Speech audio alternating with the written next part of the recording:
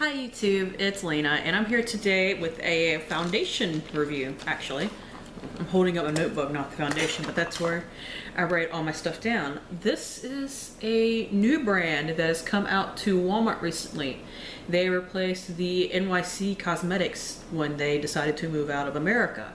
This is the Kokie Professional Cosmetics Skin Perfect HD Foundation.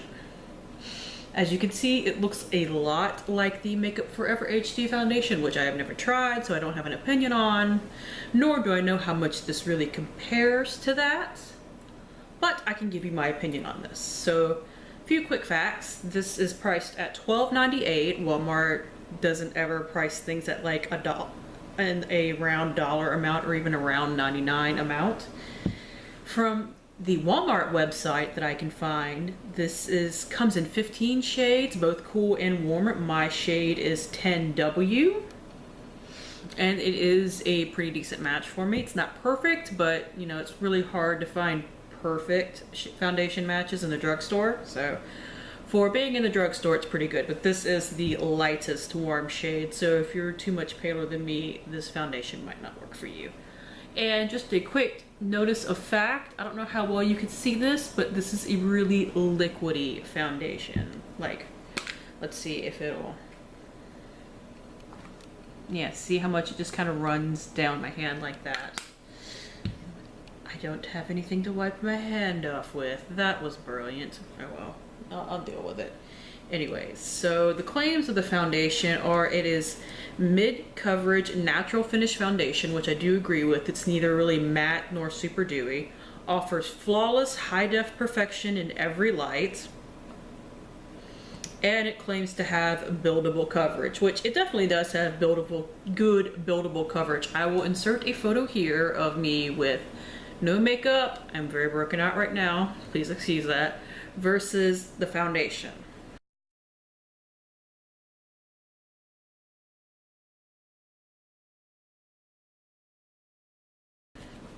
And as you can see, it does have some really good medium coverage to it. That's only like one layer.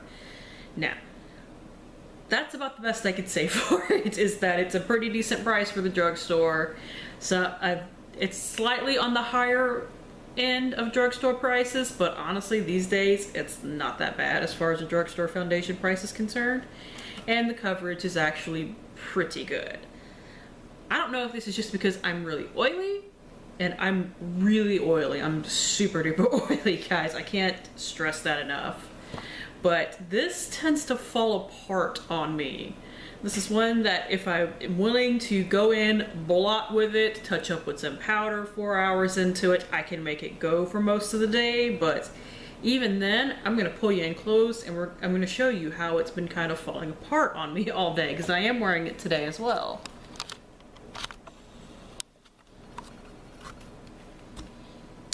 See, it's kind of starting to patch off around my nose and my upper lip area, so. And this does get a little bit cakey after a while. I hope you can see this, but it's definitely something that I've noticed a lot in the past 5 days that I've worn it. With these foundation reviews, I tend to wear them for at least 4 to 5 days. Check to see, you know, if it's gonna break me out. This is not what's been breaking me out. Honestly, I forgot to change my freaking pillowcases. Something stupid, but that is something you kind of need to keep up with. But it hasn't been breaking me out. That's what I test for, and to see if I try pairing it with different primers, if I can make it work for me. I tried pairing this with a mattifying primer, and it still fell apart on me. So I don't. This might be good for me in the cooler months. It is, you know, starting to become hot, boiling summer here in Louisiana, so you got to do a lot to keep up with my skin in the summer. Most things start to die on me in the 4 to 5 hour range. So for me, this might not be the perfect foundation, or honestly, it's really not the perfect foundation, at least as far as, you know, summer, early fall are going to be concerned, because it gets really hot and really humid around here, especially with it raining constantly right now too, just enough to piss off the sun and make it even hotter when you go outside when it's done. But yeah, so I think this might be okay for me in the winter. I don't know if I want to hold on to this until the winter to try it out again, because I have a lot of foundations right now because I've been reviewing foundations fairly regularly.